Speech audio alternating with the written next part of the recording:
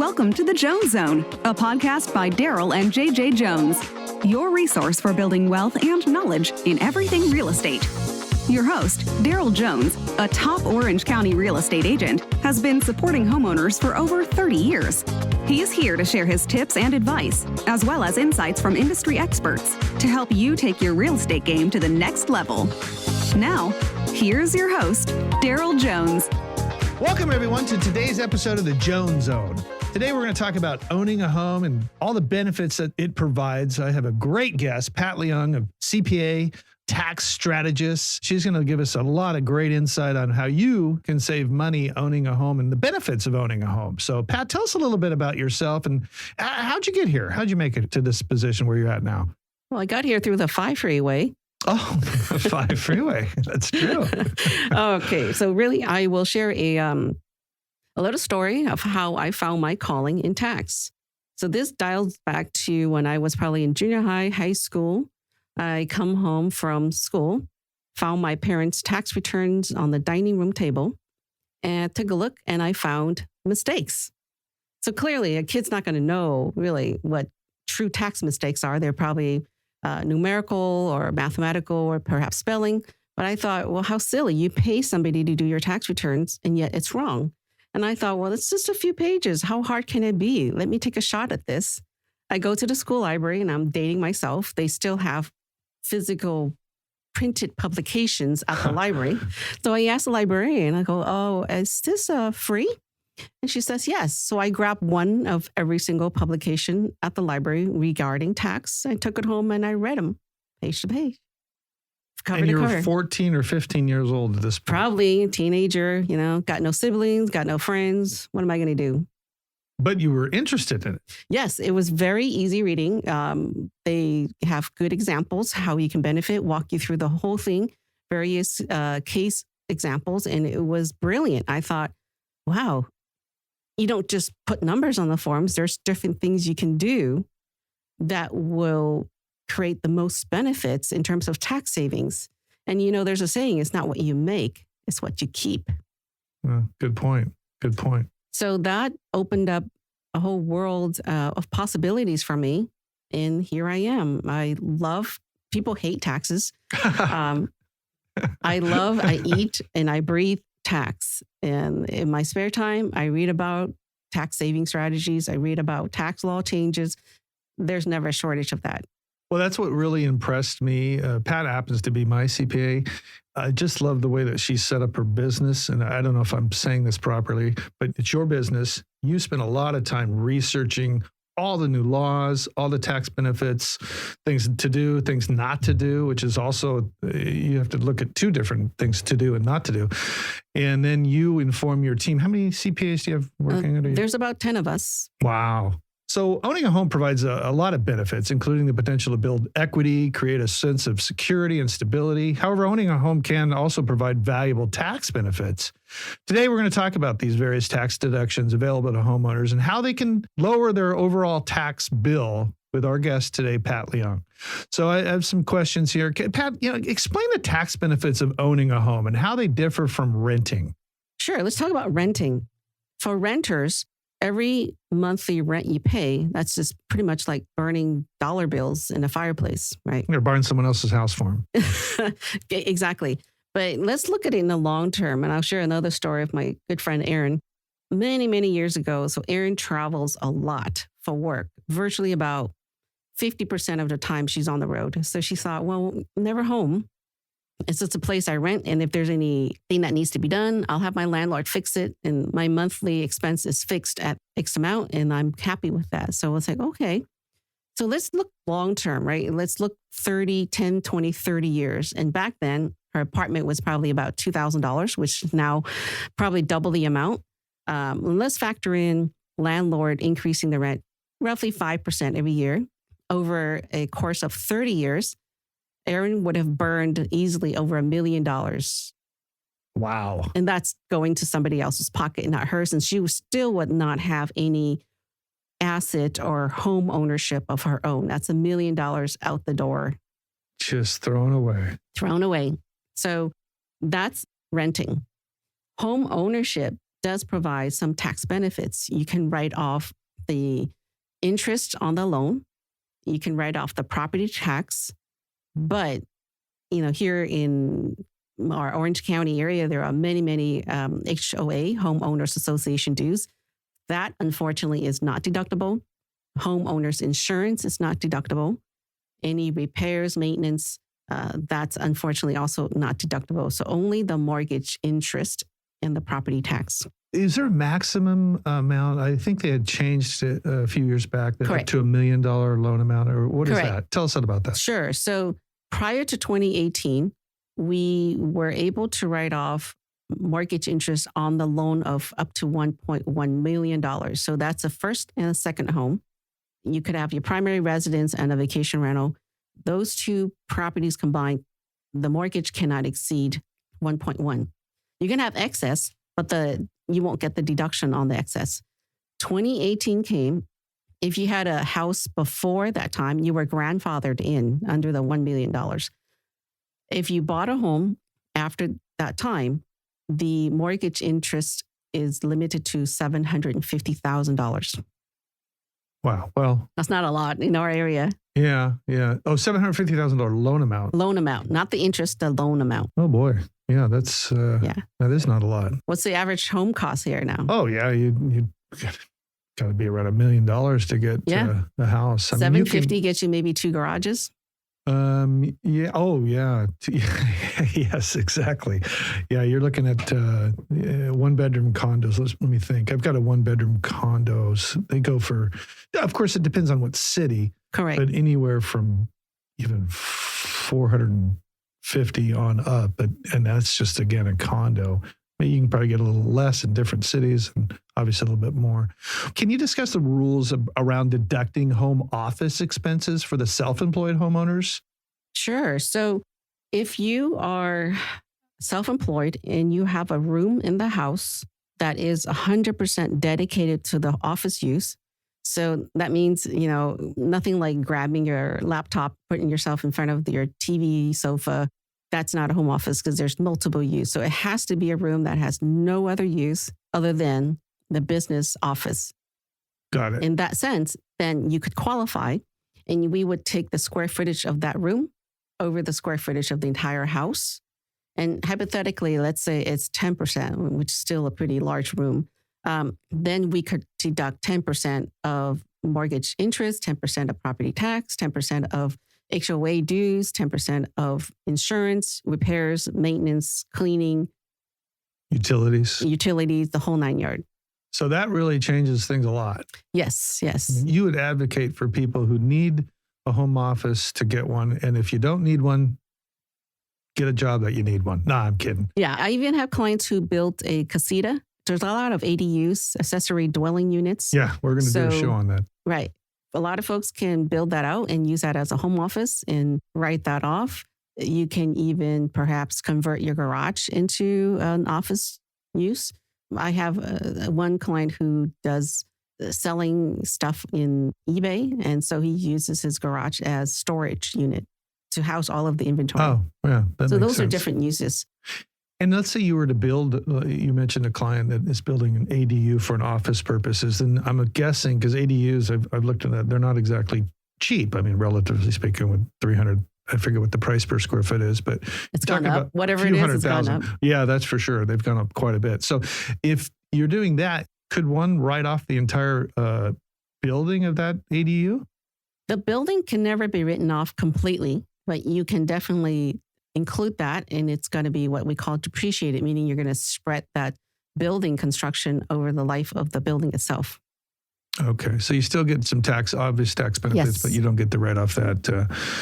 All right, now tell me this. How do you determine which home improvements are eligible for tax credits or deductions? Because I know that it's different for primary residence compared to, let's say, a rental property you may own. Touch on that a little bit. So if it's your primary residence, the home improvements are not currently deductible, meaning like if I have a home and I spent $50,000 upgrading my kitchen, which is probably more than $50,000 really, then I cannot deduct that in the year I pay for it. Instead, it adds to the overall purchase price or the cost of the home. So perhaps in the future year, when I sell it, then I can recapture that cost and decrease my taxable gain or the profits. Let me expand on that. I'll explain it to the best of my knowledge. So when someone sells a house, in fact, I think this is just up in legislation that recently that they're changing this up to 500 to $1 million. I had read just a couple of days ago now. So when someone buys a primary residence, a single person gets $250,000 tax-free, we can call it. A married couple would get $500 tax-free. And how that number's figured out is, and I'll use some really simple math just for the sake of explaining it. You buy something for $100,000, you sell it for $600,000. There's $500,000 that you get tax-free, again, tax-free, to where if you sold it for $700,000, you get the first $500 tax-free, and then that extra $100,000 you would have to pay a capital gain tax on. Correct. But let's suppose you put that $50,000 kitchen. The improvements in. Correct. You can bump that up to where now. Okay. Exactly. Let me clarify that a bit. A lot of folks come to us and they say, I'm going to cash proceeds of X dollars. They don't think the way you're calculating sale price minus because there's costs price. And all that. The reason I didn't do that, and thanks for clarifying that, is just to try to make it a simple math first.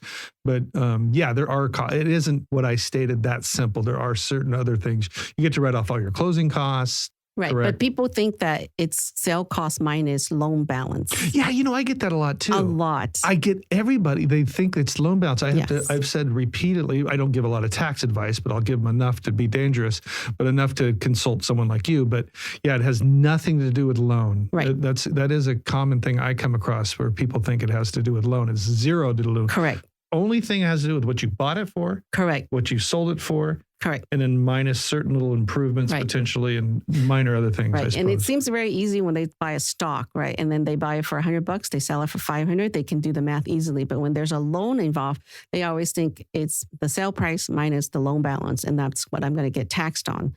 So that's not true. And then a little bit of elaboration on the home gain. What you're describing is the home gain exclusion of up to $250,000 per person. It's per person. Oh, so you don't have to be married. It doesn't have to be a couple. You don't even have to be married. Just two people buy a house. Right. So what happens if 3 people buy a house? Let's say 10 of us go buy a 10-unit apartment and we each occupy 1 unit and we turn around, we sell it. Each of us are entitled to $250,000 for that property. Wow. I did not know that. Yes. The rule is just simple. From the date of sale, you look back and you have to answer 2 questions. Did I own that place for 2 years?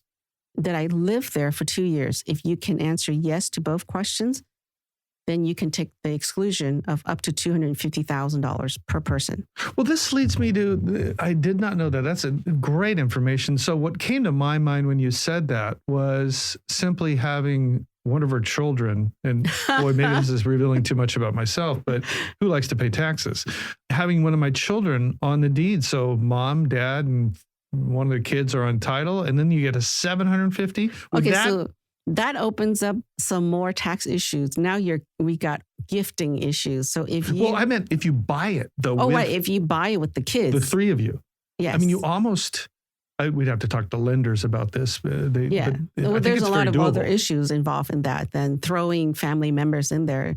Then the lenders will need to qualify those other borrowers who are going to, all the different names they're going to throw onto the deed and the loan. We can do it where they're not on the loan and they can be on title. So what is the rule? Is the rule that you have to be on title? Because those are 2 different things. Title and residency.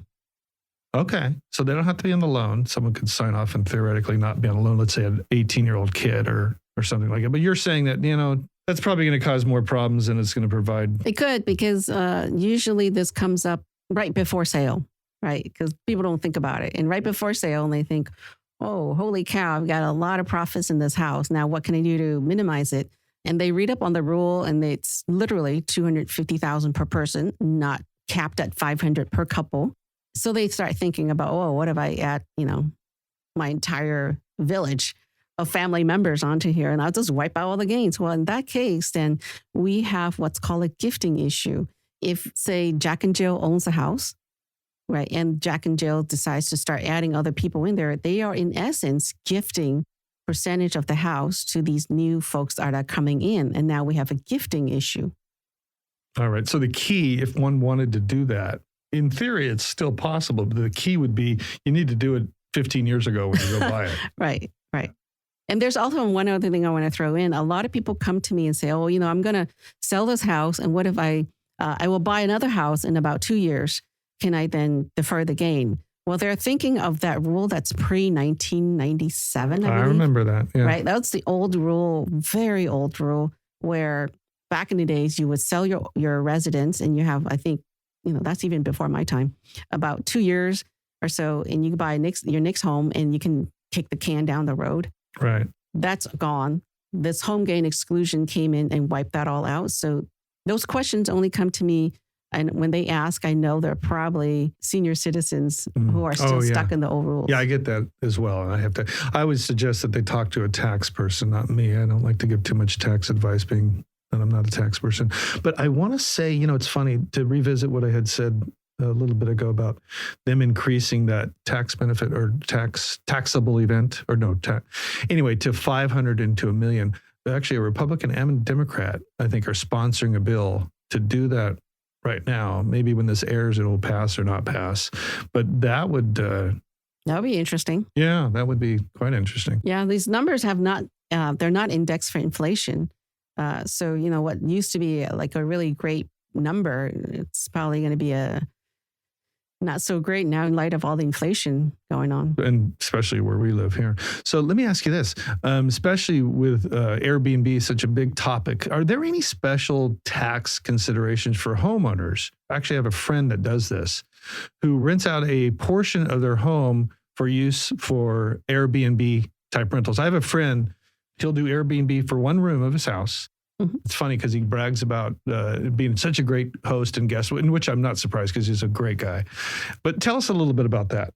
Sure. Oh, there's I think in my entire career, I've never seen so much Airbnb as I have since the pandemic.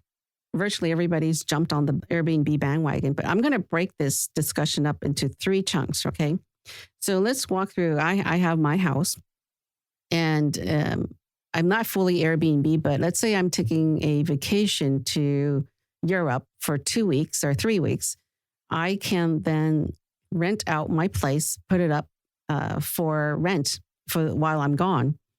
So there's a little, I hate to use the word loophole, but there's a little loophole in the tax law that says if you rent out your residence for less than 14 days in a year, that income that you receive is actually not taxable. So say, again, I take off a month to Europe vacation, I put up my house for rent, and somebody rents it for only, say, 10 days for the whole year, and that's it, the whole year. However much I get for rent for those 10 days, it's not taxable. Interesting. I get to keep it. Okay, so let's take a little bit step further.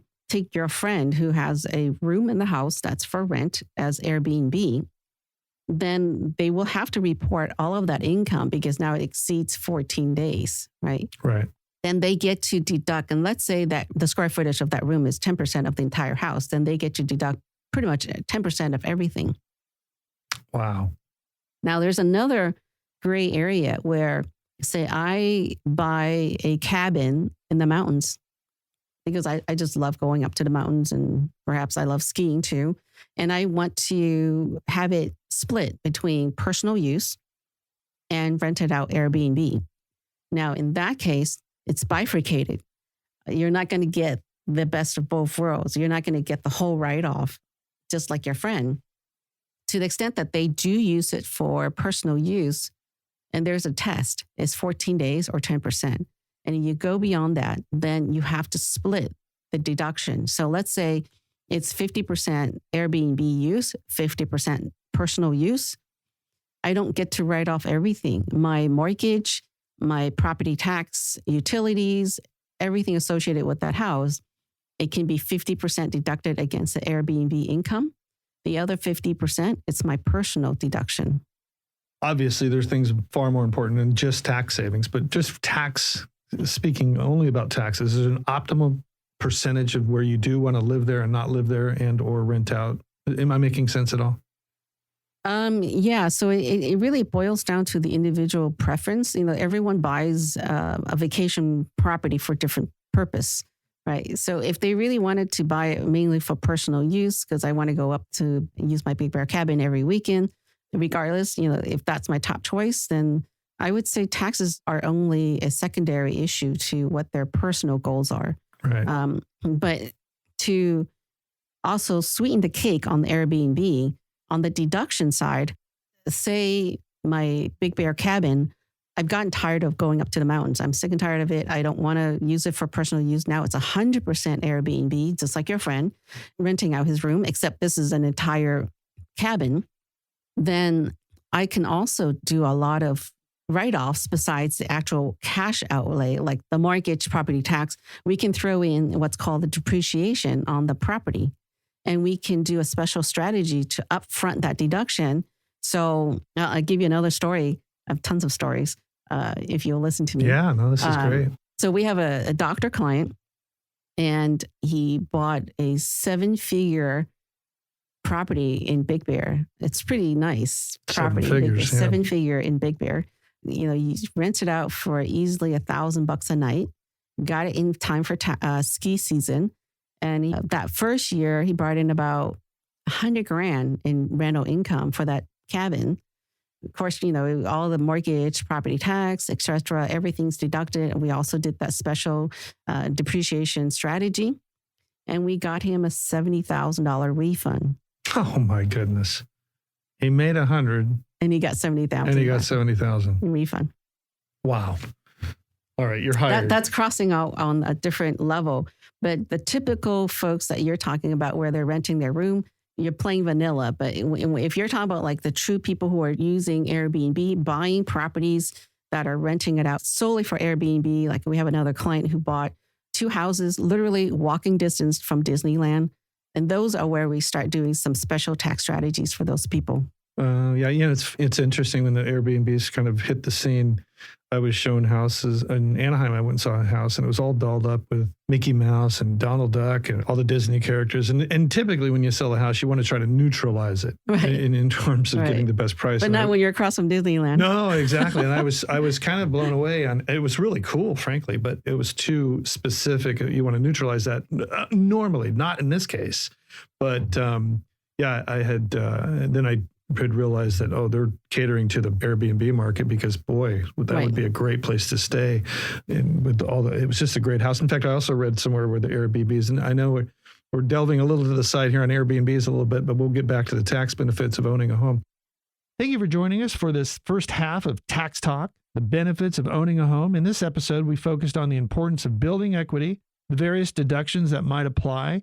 We shed light on the home gain exclusion. Thank you, Pat Leung, for Leung Tax Consulting, for joining me. You can find Pat at www.leungtax.com. That's Leung, L-E-U-N like Nancy, G-T like Tom, A-X.com. Stay tuned and be sure to catch the second half of the episode here. Pat gives us a very digestible explanation of some of the legislation around homeownership and real estate taxes. And if you work for home, you'll definitely want to catch what she shares about home office deduction. Thanks again, folks. Thanks for tuning into the Jones Zone, your resource for building wealth and knowledge in everything real estate.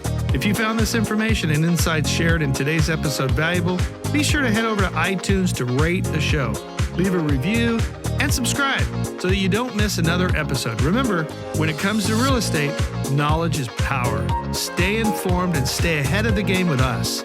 I'll be back next week with even more expert advice and industry insights. Don't miss it. Thank you.